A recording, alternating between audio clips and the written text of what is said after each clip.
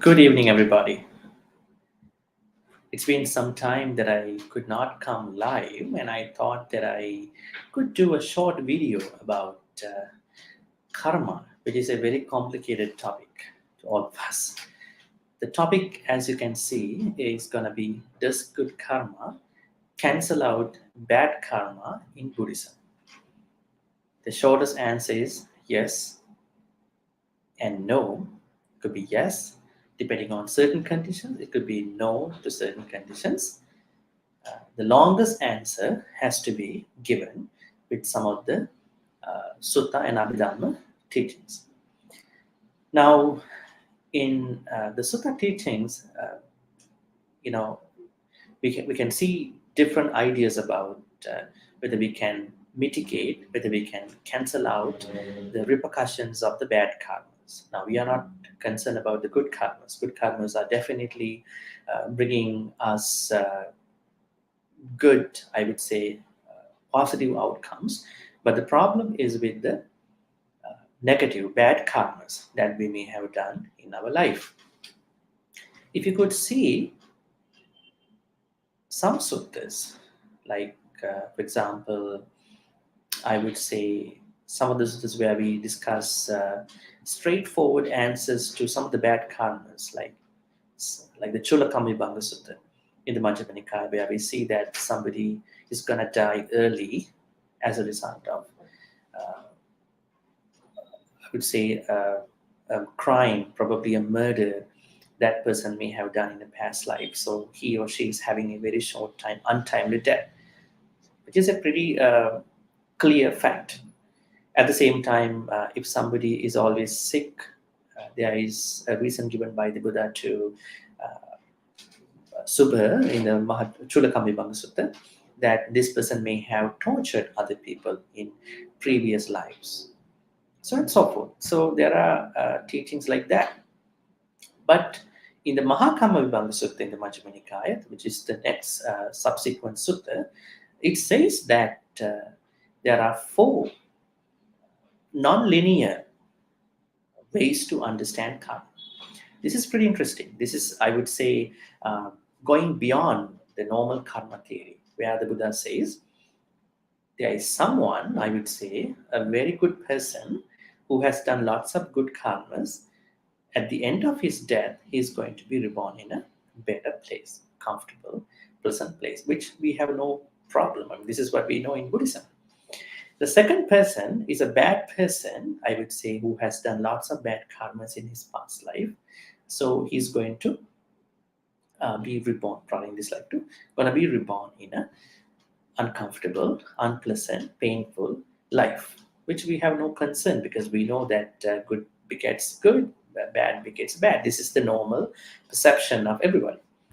But the problem arises, the complications arise with the last two, third and fourth ways of the next life. The third person is somebody who has done lots of good karma, but he's going to be reborn in a bad place.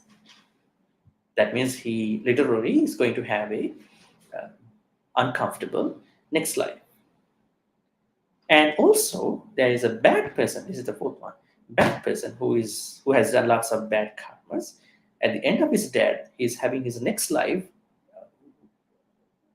as somebody who's going to be a good person, I would say, as a person who's having lots of comforts in his next life, which is also a pretty big concern. How come a bad person is going to be reborn as a, I would say, comfortable person? Now, the clarification to this is that the Buddha says when the good person at the time of his death is going to lose his samadhi, that means right view. So, because the death happens right after, he's going to be reborn in a bad place, but not for long. The same applies to the bad person. When the bad person is going to die at the moment of his death, right at that time for his Shuddhacitta, he's going to have a samadhi, at least a fraction of samadhi. That is how he's going to be reborn in a better place, but not for long, because that was just a fraction of is karmas. This is one sutta, Mahakamibang Sutta, where we understand karmas do not produce vipakas in a linear way. So I always tell people your results, your vipakas could be non-linear, not always linear. When you say that good begets good, bad begets bad, that is linear. But when we understand good results in a different way, bad results in a different way, so there is non-linear process. Now, the other teaching I want to share with you is five niyamas. Utu, Bija, Dhamma, Kama, Chitta. Utu means seasonal law. Bija means germination law.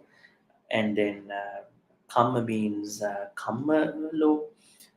Chitta means mind and mental factors law. And then Dhamma means what you call phenomena law.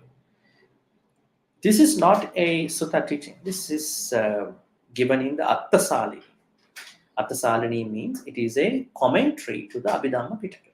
Now, don't worry about it because we understand Venerable Buddha Ghosha's commentaries to the Abhidhamma Pitaka, where we understand that some of the sutta teachings have not been adequately expounded, I would say explained by the texts themselves. So that's why there are commentaries where we have to find out the proper places. I mean, to find out the connection between the sutta and Abhidhamma.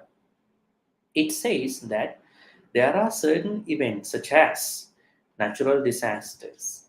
Say, for instance, I would say volcanic eruptions, I would say tsunamis, I would say flooding, whatever those natural disasters can be treated as the utunya. Right? On the surface, we can treat them as utunya. Then second bija niyama refers to the sprouting and then fruiting of a tree, of a plant. When you see how a mango seed gives you mango, whenever you see an apple seed is going to give you an apple. How do we define that? Is it a karma? No, it is not karma. It is because there are conditions for the germination process, right?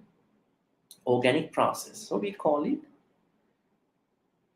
bija niyama, called germination law. Then the third one is karma, which is of course the very famous concept, popular concept called when you do a good thing, that begets good, bad begets bad. Now I have to include the other two too, right? Sometimes good begets you bad. It's not because of the good, but because you haven't done enough good. At the same time, you are not ending your this life with samadhi. That's why you're going to have a bad life, even for a short time. Even the bad begets good doesn't make sense that in the sense of that you get bad from the good. It means you haven't done enough good, but at the time of your death, you're going to have samadhi. That's why you're going to be having a good life even for a shorter time, right? So karma is not always linear. It's not a single process that you always think. Because at the time of your death, if you lose your samadhi, you're going to be having a bad, painful life. So be vigilant about that. Don't think that it's always like that.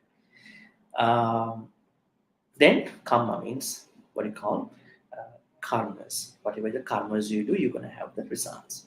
But there are certain complications, like those third and fourth sections of the Mahakamibanga Sutta, which you have to understand in its, terminology. The fourth niyama law is chitta niyama. Whatever happens because of my mind as conditions that could lead up to some successive other conditions have no results, no bearing results for the karma. Let's say now I'm coming up with a thought by looking at you. And then because of that thought produces me into another situation that has no connection to karma. Just because I'm thinking, my thinking might be predominantly what you call influenced by my previous karmas, but I'm making new karmas. So I can't put all that to the karma theory only, because it is because I'm carrying my mind and my mental factors. There is a law because I have the mind and mental factors. You can't put all that into karma because mind and mental factors are taken as one law. But with mind and mental factors, you are creating karma. That is the second one. That is the second stage. But mind and mental factors represent a law. We call it chitta niyama. Last niyama is dhamma niyama, the law of phenomena. How do we understand this? Now, some people, I would say, describe this to be whatever the things that happen to us. We were born, we are living, and then we are going to get sick, and we are going to experience our old age, and we're going to die. Yeah, it's true. These are happening not because we have done karmas, but the way and how these things happen because of our karma. Let's say somebody dies early, somebody dies longer, later, somebody gets sick all the time, somebody doesn't get sick that much. Right? So these things can happen from the karma. But why we are facing birth, I would say old age, sickness, and death is not because of the karma. It is because we carry this body, because there are conditions to that. You might point out karma for that. You might point out samsara for that. But we are facing for them at different times. But regardless of the different times, because of the Dhammaniyam. That is one explanation for the Dhammaniyam. Another explanation is those marvelous and surprising events happen at different times of the Buddha's life. Now, you remember when the Prince Siddhartha was born, the whole galaxies had some special events like trembling, earthquakes, right? And if you look at the sutta called Acharya Abhuddhamma Sutta in Majjhima Nikaya, you see lots of surprising, marvelous events, and you can put them into karma. They are particularly special events that happen because this greatest being was born into the whole universe. So we call them Dhamma Niyama too. Again, let's get back to our topic. Now, as you can see, it is difficult for us to say good karmas always give you good results and bad karmas always give you bad. But don't catch the misconception here. Don't think that we should not do good karmas all the time. We can do bad karmas. No, you are not supposed to do bad karmas. But in terms of how the results get generated, we cannot say upfront that you're going to have the XYZ results. So my understanding for you is that whenever you do good karmas, the more you do good karmas, the more bad karmas can be mitigated or neutralized. That is a possibility. It is like how the Buddha said to Mahanama that when you put a small amount of salt into a glass of water, you see that the water is going to get saltish because the volume of the water is too scant, is small. But if you put the same salt, same amount of salt into the Ganges in India, the Ganges will not get saltish because the volume of water is voluminous. It's larger than the quantity of the salt. Say, for instance, now let's compare this to our karmas. Let's say you have done nothing. You haven't done not a lot of good karmas, right? So what happens? Even the small bad karma will give you lots of bad results.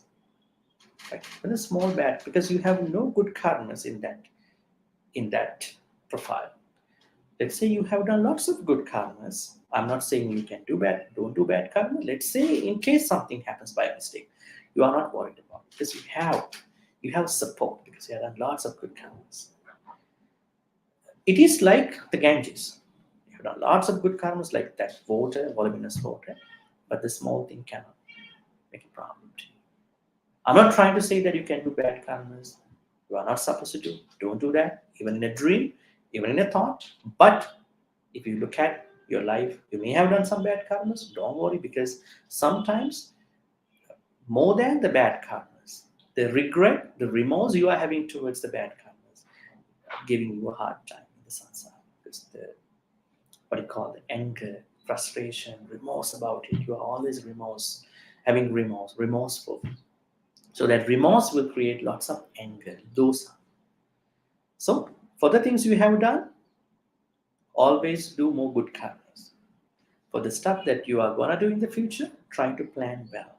Have wholesome thoughts all the time. Right? So you are then safe. So the answer to the question is, does good karma cancel out bad karma in Buddhism? Yes. That is whenever you do lots of good karmas. But no, whenever you are not doing enough good karmas. So try to do more good karmas so you can cancel out lots of, I would say probably the most of your bad karmas. It doesn't mean that you are able to do new bad karmas. Never ever think about doing bad karma. I'm talking about the past.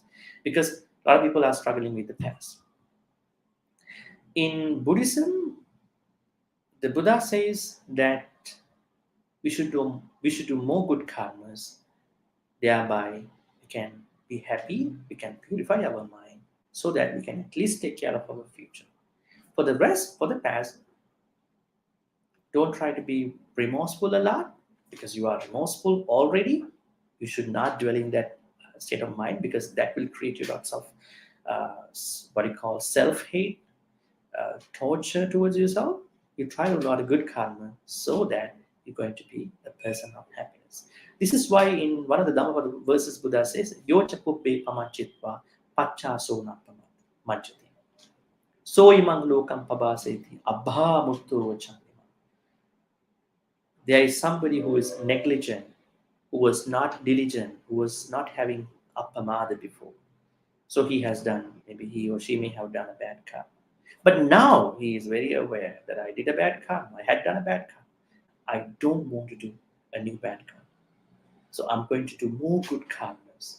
The Buddha says that person is somebody like the full moon, freed from the clouds. Right? Be that person. Have a good night. Take care. We'll see you maybe some other time. Good night.